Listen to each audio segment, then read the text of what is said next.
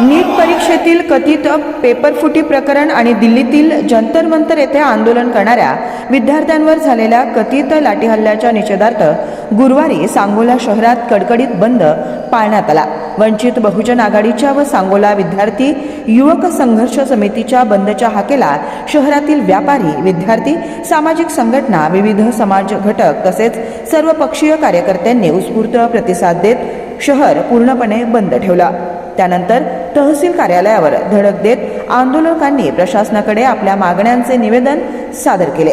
निवेदनात केंद्राचे शिक्षण मंत्री धर्मेंद्र प्रधान यांनी नैतिक जबाबदारी स्वीकारून राजीनामा द्यावा, नीट पेपरफुटी प्रकरणाची सर्वोच्च स्तरावर निष्पक्ष चौकशी करून दोषींवर कठोर कारवाई करावी, विद्यार्थ्यांना न्याय मिळावा, तसेच दिल्लीतील आंदोलनादरम्यान विद्यार्थ्यांवर झालेल्या कथित लाठी हल्ल्याची चौकशी करून संबंधितांवर कारवाई करण्यात यावी अशा प्रमुख मागण्या करण्यात आल्या।